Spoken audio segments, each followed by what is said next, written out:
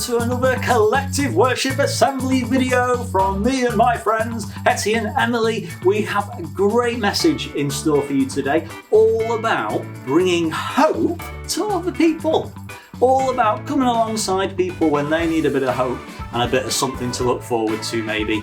And I think you'll come away from our little session today being people that give hope to everyone around you. So, let's get going. Let's have a bit of fun and games and a story, and then we'll see what we've got to talk about and who we might be listening to later. Let's have some fun.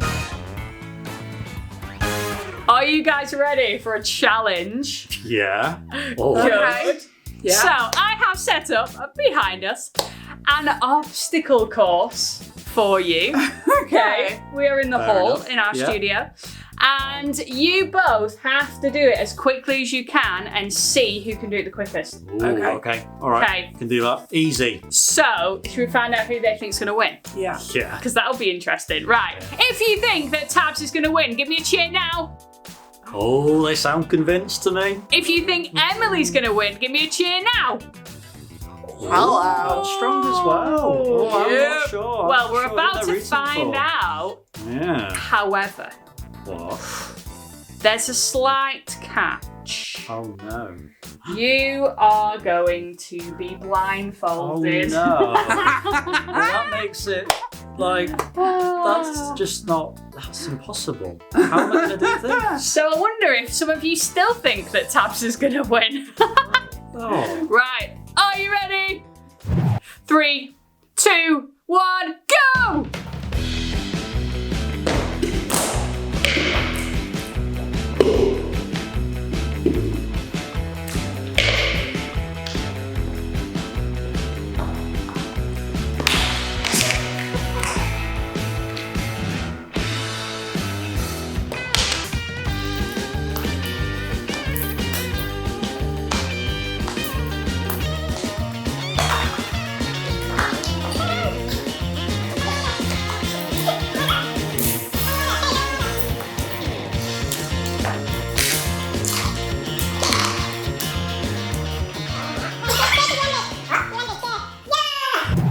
Well done, Emily! That really hurt. You won! I can't believe I stubbed my toe Hettie. like that. Hettie, Oh. Hettie. Yeah? That's not fair. No, it is not fair at all. It's not. That's honestly, Like, that's not look fair. at me. How do you expect this to get round an obstacle course? Oh, Like, I don't even know where I, I could am see right now. everything. Yeah, that's true. Tabz could be on Honestly. Mars. He wouldn't know. So what should we do about it? I think we should just take the blindfold off. And Thank you. then me and Tabz should have another go. Okay, right. Yeah. Let's make it fair. Let's make it fair. And off it goes. Are you ready to yes. have another go? I'm going to do this. Oh, Thank you very much for sticking up for me there. It's good that. Okay, let's see who's gonna win. 3, 2, 1, go!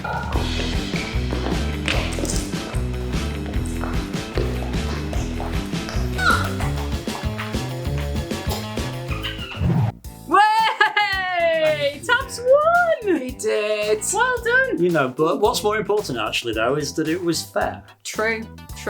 It's very important. So, let's give Emily and let's give Tabz a big round of applause!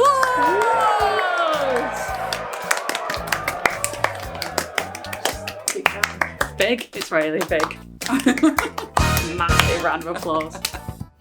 Okay, it's story time. Yes, I'm ready. And we have, obviously, another story from Bob Hartman's Rhyming Bible. Yes, indeed. Today's story is called Waiting in Line. Waiting in Which, line. people do sometimes. Yes. So we can all relate to waiting in line, right? At the moment, very Yeah. much so. So, Indeed. do you want to hear it? Yes. Wait, course go I and have do. a little sit down. I will. You don't need to stand next to me. You can have a little brew or something there. Because I think they're ready. Are you ready?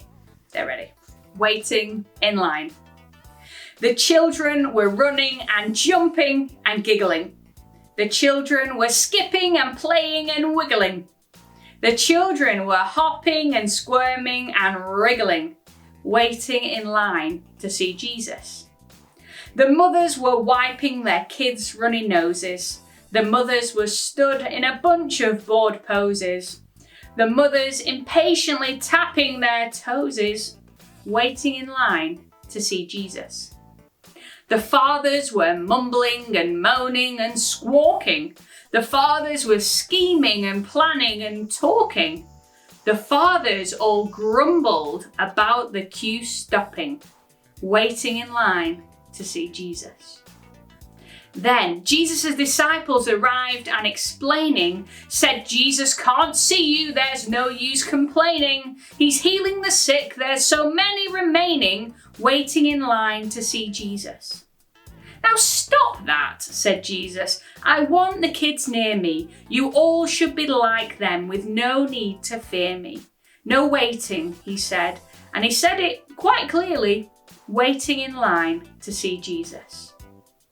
So the children jumped up on his lap and he blessed them. The mothers all clapped, for his words had impressed them. The fathers clapped too, for the whole thing had stressed them.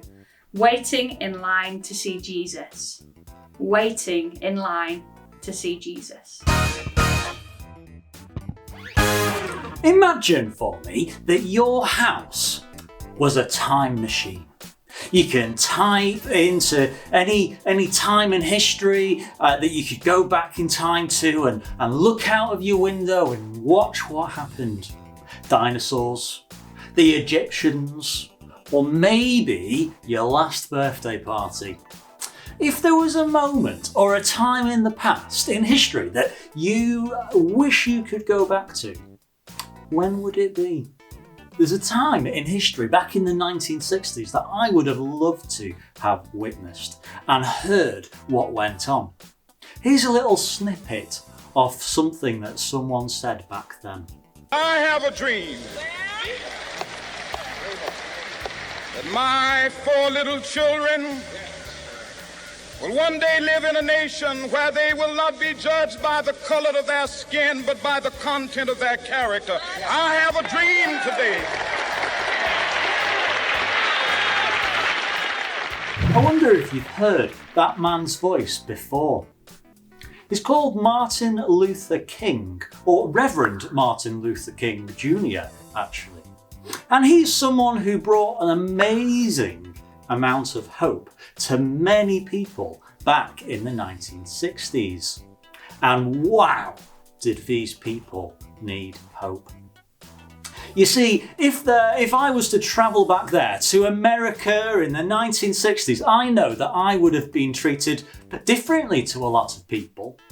I would have been given better opportunities to work than a lot of people. Maybe more money for my family, maybe more respect, or the right to vote in government, a nicer place to live maybe, safety and comfort, knowing the law would protect me, and lots more great things and privileges as well.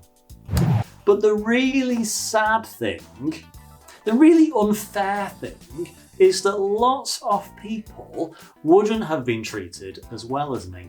Lots of people wouldn't have had those same blessings and privileges. And often the only reason why back then was because of the colour of their skin. If I lived back in 1960s America and had my white skin, I'd have been much better treated than if I had black or brown skin. And I think that's horrible. I hope that if I went back to that time, I would use the fact that people would listen more to me in order to stick up for those treated so unfairly because of the colour of their skin. Because that's something that gives hope to others. When we stand up for them when they are treated unfairly. You see, Reverend Martin Luther King Jr. brought hope to many, many black people in America. People who I can only imagine how hopeless they must have felt being so oppressed by society back then. 100 years earlier, white people were even allowed to keep and sell black people as slaves.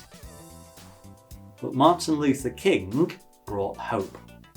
That one day people, in fact often he spoke about children, would be treated fairly and judged not by the colour of their skin, but who they really were, their character.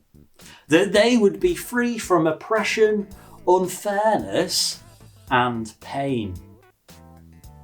Here's something else that he said at the end of his speech, the end of his I Have a Dream speech. When we allow freedom ring, when we let it ring from every village and every hamlet, from every state and every city, we will be able to speed up that day when all of God's children, black men and white men, Jews and Gentiles, Protestants and Catholics, will be able to join hands and sing in the words of the old Negro spiritual, free at last, free at last. Thank God Almighty, we are free at last.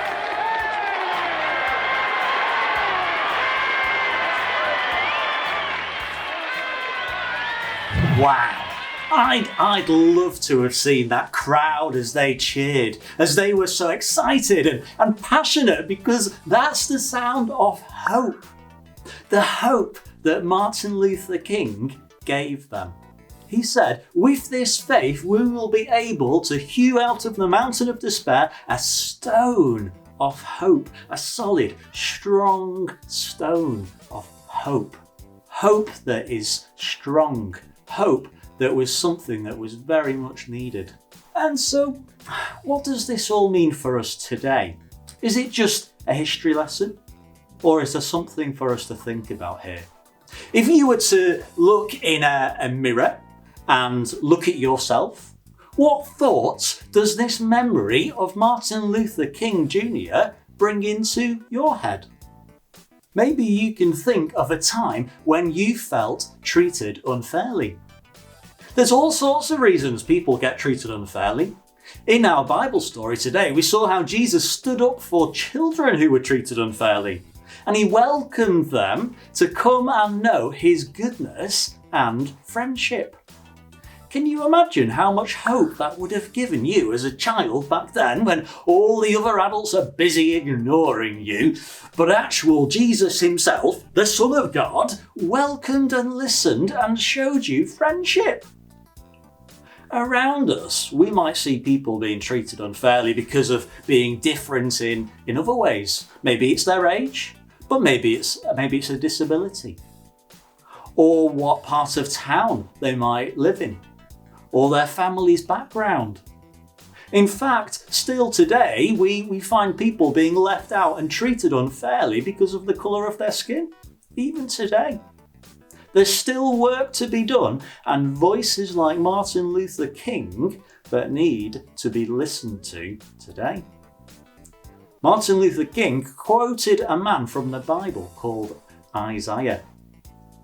He said, I have a dream that one day every valley shall be exalted, and every hill and mountain shall be made low. The rough places will be made plain, the crooked places will be made straight, and the glory of the Lord shall be revealed to all people who will see it together. Wow. That dream that all people, everyone, gets to have that same opportunity, that equal opportunity to see the glory of the Lord, God's goodness, all that goodness, that joy. All people get to know hope, no matter how different they may be. And so when we look around us, when we see people around us, who do we see that we could bring hope to? Who do we know who gets treated unfairly or left out? Maybe because they're different, maybe because they're younger, or maybe they come from a different background, or maybe they just don't have as many friends as other people. What can you do to bring them hope? How could you include them in something? How could you show them friendship, to celebrate them? Maybe even talking to a trusted adult, even if you see them treated particularly badly by others. Sometimes just talking and smiling is all it takes to bring someone else hope. Hope that they can look forward to a time when they might feel better than they do now. I hope that that's given you some food for thought, and you can go away and think about what difference you can make bringing hope to others, and I'll see you soon for another Collective Worship Assembly video. Bye!